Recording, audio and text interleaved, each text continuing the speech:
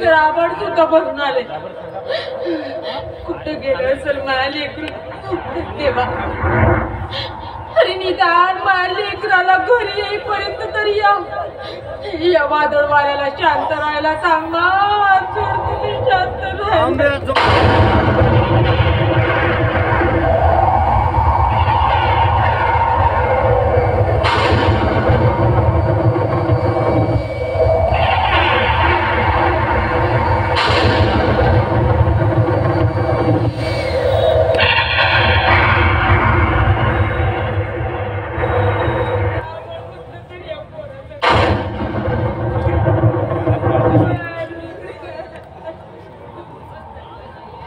आई ए आई आई आई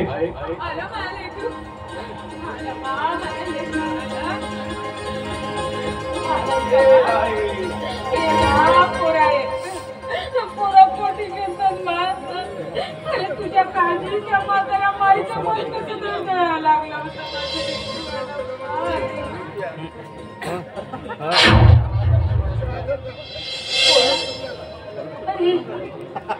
ही पोरगी कोण?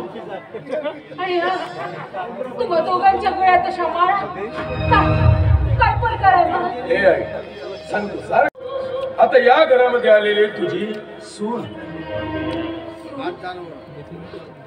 नाही बा नाही पोरा. अरे ते तर एका आईच्या सुखासाठी सांगितलेलं मंगळ स्वप्न होतं महापोर. पण खरं वास्तव हे आहे आम्हा गरिबांनी अशा श्रीमंतांची बराबरी करण्याची लायकी नाही. मी का म्हणतो मला एकदा ज्या वाटेने लेकीला घरी आणलास ना त्याच वाटेने तिला तिच्या घरी परत सोडून दे. देवा नाही तर काय करी गरीब. अगं काय तू बेड्यासारखं बरडते असा? काय म्हणालीस तू? हिला मी परत सोडली ठीक आहे. आई अगं तिच्या कदाचित ममतेच्या प्रेमापोटी मी हिला हिच्या घरापर्यंत परत सोडून येईन. आज मात्र मी तुझी शपथ घेऊन सांगतो हिला परत सोडल्यानंतर मात्र हिच्याशिवाय माझा जीव या घराकडे येते की नाही हे मात्र मी आताच सांगू शकत नाही.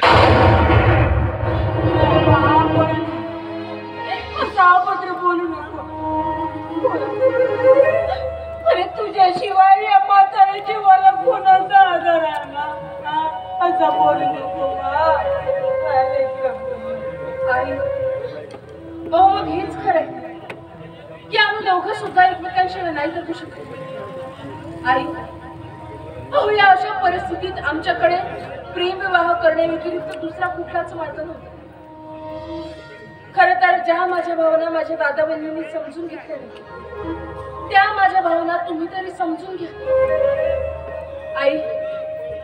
आई मला समजून घ्या.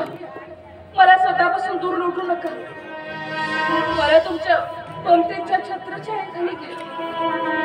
मला तुमच्या पायाशी तरी जागा द्यावा. मला स्वतःपासून दूर लोटू नका. मी हात जोडते पाया पडते तुमच्या. पण मला स्वतःपासून दूर लोटू नका.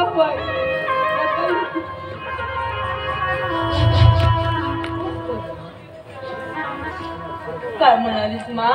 आई म्हणाली आता आई म्हणूनच म्या तुला माफ करणार. पण एक सांगतो ना पोट आम्हा या अशा गरिबांच्या झोपडी जीवाला जीव लावण्या पलीकडे मालचं माझं हे लेकरू तुला दुसरं कुठलंही सुख देऊ शकत नाही. हे कुठल्याही श्रीमंतीचं सुख देऊ शकत नाही. बाबा गरीब लोक. आई अहो तेच तर माझं खरं सुख आहे. तुम्ही काळजी करू नका. अहो मी तुम्हाला शब्द देते माझ्या आयुष्यातल्या शेवटच्या श्वासापर्यंत मी माझ्या पतीच्या पावलावर पाऊल टाकून चालते. माझ्या पतीच्या आयुष्यात आलेल्या प्रत्येक सुखदुःखात मी त्यांच्या सोबत असेल. आई आजपासून या झोपडीतलं तुमचं सुख तेच माझं सुख. खरंच पोरी अगं तुझ्या तोंडचे शब्द ऐकून या म्हाताऱ्या माईचं मन कसं भरून आहे. तू तर श्रीमंतीत राहूनही त्यागाची मूर्ती आहेस महापूर. त्या देवानंच तुला पाठवलं माझ्याकडे माझ्या. मग या एवढ्या चांगल्या लक्ष्मीला घराच्या बाहेर कशी परत पाठव? हा बापू थांब. दोघे जण आता जोडीने देवाचे दर्शन जा. हे का काय? अगं देवाच्या आधी पहिला मान तुझा नाही का?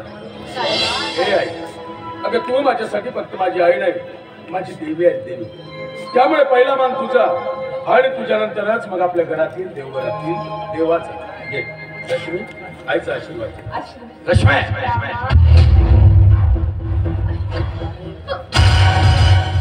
वा वारे वा साल्या भिकार चोट माणसा, चक्क सोहळ्याच्या ताटात जेवण्याचं स्वप्न बघतोय. दादा तू रश्मी तुला काय वाटलं? तू तुझ्या मनासाठी कशी नाचलीस तरी हा राजा भाऊ निवड स्वस्त बसेल म्हणून नाही. तुझ्या नीच वागण्यामुळं आणि या फळवेच्या करणीमुळं मला या समाजात बदनाम व्हायची वेळ आली आहे. त्याचा बदला तर मी या फळव्याकडून घेईनच. पण आधी तू मुखाट्याने घराची वाढ धर, नाहीतर तुझं थोबाड रंगवायला जास्त वेळ लागणार नाही. आणि मी माझ्या घरामध्ये रश्मीच्या अंगालाच काय तिच्या केसाला सुद्धा धक्का लावू देणार नाही. हा कारण ती आता तुझी बहीण राहिली नाही, तर ती माझ्याशी लग्न करून या घरामध्ये आली आहे. ते स्वतःच्या कपाळी माझ्या नावाचं कुंकू लावून लग्न आणि तुझ्याशी. अरे तुझ्यासारखे असे कित्येक भिकारी माणसं या राजाभाऊ निंबूरच्या पायाखाली नौकर म्हणून काम करतात. नौकर तुझ्यासारख्या असल्या भिकारीशी लग्न करून तिने कपाळी सौभाग्याचं कुंकू नाही तर तळपायाची घाण मस्तकाला लावली आहे. लक्ष्मी बोस ते कपाळावरचं कुंकू आणि फेकतो मंगळसूत्राचा. नाही दादा, आता ते शक्य नाहीये. दादा मी माझं सर्वस्व माझ्या पतीच्या चरणावर केव्हा अर्पण केलं. आजपासून हा माझा पती मला पवित्र असेल आणि या झोपडीतून मला स्वर्ग असेल. राजाभाऊ निंबूर, परत जर एक चूक केलास तो साप हे मुळासकट ओपटून काढल्याशिवाय राहणार नाही.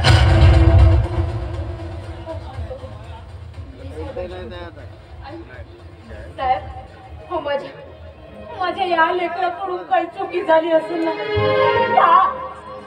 हा म्हातारा जीव तुमच्या समोर हात तुमच्या पायापासून माफ करा. माझ्या लेकराला माफ करा. हे म्हातारे, तू मला शहाणपणा शिकवतोयस? या राजाभाऊ निंबाळा, अरे तो आयुष्यात कधी कुणासमोर झुकला नाही वा झुकलाही नाही.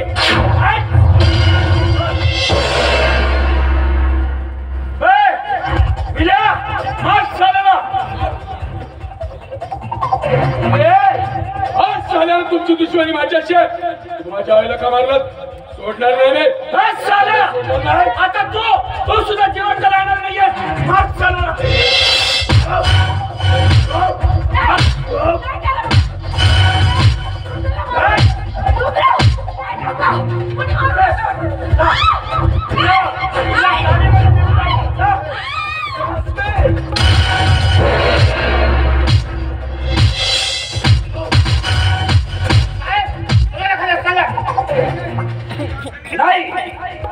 या साल्याला जिवंत मारायचं नाही. या साल्याची अशी नस पकडून मार की हा साला का उद्या आयुष्यात पुन्हा मुलीकडे मरता म्हणून बघायलाच नको. फक्त असेल साला एक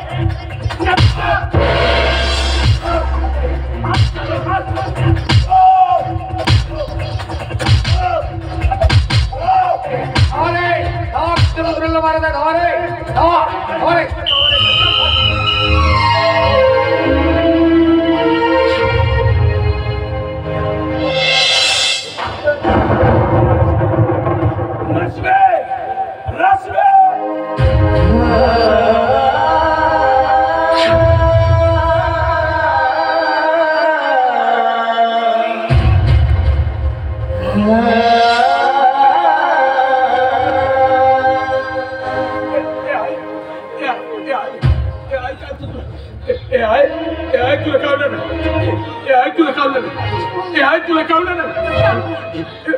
हे आहे का तुला? हे आहे आई, हे आहे नाही आहे हे आहे